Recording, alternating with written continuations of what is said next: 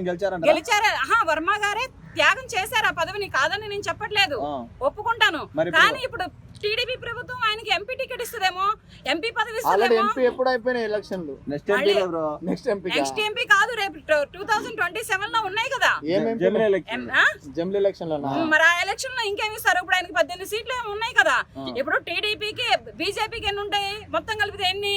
21, 25 సీట్లు. 25 సీట్లలో 4-3 బీజేపీకి వెళ్తాయి, 4-3 జనసేనకి వెళ్తాయి. ఇంకా మిగతా సీట్లు ఎవరికి ఉంటాయి? టీడీపీకే ఉంటాయిగా.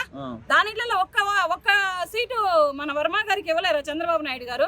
చంద్రబాబు నాయుడు గారు ఏమన్నా నిన్న మొన్న వచ్చినటువంటి ఫ్యాన్ ఇంట్లో తిరుగుతుంది, గ్లాసు షింక్ లో ఉంటుంది, సైకిల్ బయట తిరుగుతుంది అని చెప్పేటటువంటి కొత్తగా వచ్చినటువంటి నాయకుడా? ఏమైనా రాజకీయాలు తెలియని నాయకుడా, లేకపోతే రాజకీయం ఏంటో తెలియనటువంటి చిన్నపిల్లగాడా?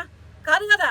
45 ఏళ్ల రాజకీయ చరిత్ర ఉన్నటువంటి చంద్రబాబు నాయుడు గారికి ఎవరికి ఏ పదవి ఇవ్వాలో, ఎవరికి ఎక్కడ పెట్టాలో, ఎవరికి ఎటువంటి అధిష్టానంలో ఎటువంటి పదవిని పట్టం కట్టాలో తెలుసు ఆయనకి. ఆయన తెలియనటువంటి చిన్న పిల్లాడేం కాడు. సవాల్ ఇసిరారు ఎలక్షన్స్ ముందుల. ఫ్యాన్ ఎక్కడ తిరగాలి? ఇంట్లో తిరగాలి. సైకిల్ ఎక్కడ తిరగాలి?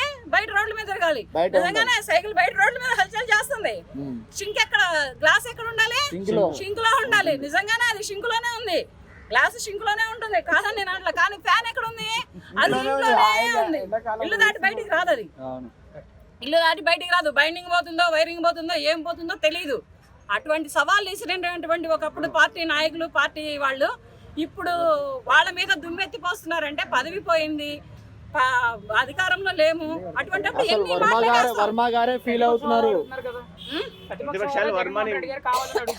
ఆయన పదవిలో ఉన్నప్పుడు ఈ ప్రతిపక్ష హోదాను ఎక్కడ పడుకోబెట్టాడంట? ఎక్కడ ఏ మట్టి కింద పడుకోబెట్టాడంట? లేకపోతే ఆయన దాచుకున్నటువంటి ప్రాపర్టీల కింద పడుకోబెట్టాడంట? లేకపోతే ఆయన కట్టుకున్నటువంటి ఇళ్ల కింద పడుకోబెట్టాడంట? లేకపోతే ఆయన కూర్చొని ముఖ్యమంత్రి పదవిలో ఉన్నప్పుడు ఆయన సీటు కింద పడుకోబెట్టాడంట?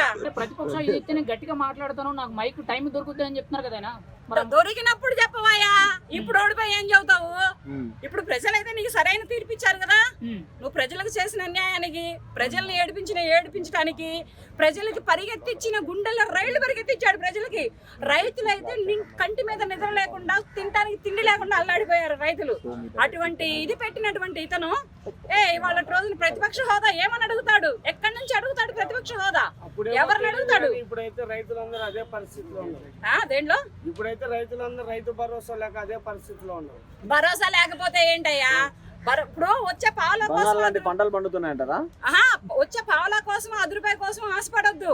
వాళ్ళ పిల్లల భవిష్యత్తు కోసం అదే రైతులు మన రాజధాని కోసం స్థలాలు ఇచ్చారు. వాళ్ళ పిల్లల భవిష్యత్తు కోసం, వాళ్ళ పిల్లల భవిష్యత్తుల కోసం, వాళ్ళ పిల్లలు వాళ్ళ కళ్ళ ముందులే ఉంటారు. మన చంద్రబాబు నాయుడు గారు ముఖ్యమంత్రి గారు అయితే ఒకప్పుడు మంచి ఉద్యోగాలు వస్తాయి, మా పిల్లలు మా కళ్ళ ముందులే ఉంటారు, చేత పట్టుకొని వలసలు వెళ్లాల్సిన అవసరం ఉండదని అప్పుడు ఓట్లేసి గెలిపించారు. అప్పుడు రైతులు పొలాలు స్థలాలు ఇచ్చారు, కాదని నేను అనను. అమరావతి రైతుల గురించి ఒక్కటే చెప్పండి, రాష్ట్రం రైతులందరి గురించి చెప్పండి. రాష్ట్రం అందరికి ఇచ్చినారు. అంటే ఎక్కడ రాజధాని పెట్టారో అక్కడ ఇచ్చారయ్యా. వాళ్ళకి గుండెల రైళ్లు వరకు ఇచ్చాడు కదా. ఎవరు వరకు ఇచ్చారో మొన్నటి దాకా ఉన్న ముఖ్యమంత్రి. ల్యాండ్ మాఫియా జరిగింది, ఆడ అమరావతి లేదు, ఏం లేదు అంటున్నారు కదా. ఇప్పుడు అమరావతి కాదని ప్రకటించారు కదా. ఇప్పుడు గూగుల్ డాటా కినాగా నీకు వైజాగ్ లో వస్తుంది, అమరావతిలో రావట్లేదు. ఎందుకు రాదు? వైజాగ్ లో ఏమి రాదు. వైజాగ్ లో ఏమి రాదు. వైజాగ్ లో ఏమి రావాలో అవే వస్తాయి. అమరావతి అనేది ఇక్కడే వస్తుంది. కానీ జేఎస్డబ్ల్యూ కంపెనీ ఫ్రీ బస్ ఎప్పుడు స్టార్ట్ అవుతుంది? ఫ్రీ బస్ చెప్పాడుగా, ఎప్పటి నుంచి? ఉగాది తర్వాత అని చెప్పాడుగా. 2029 దాకా ఎందుకు వెళ్తాడు? 2029 దాకా ఎందుకు వెళ్తాడా? ఆ పనేం లేదా మీకు? 2029 దాకా వెళ్ళకుండా వెళ్ళడానికి 2027 అనుకోవచ్చా? 28, 29 దాకా ఎందుకు వెళ్తారా? 24లో వాళ్ళు పార్టీలో గెలిస్తే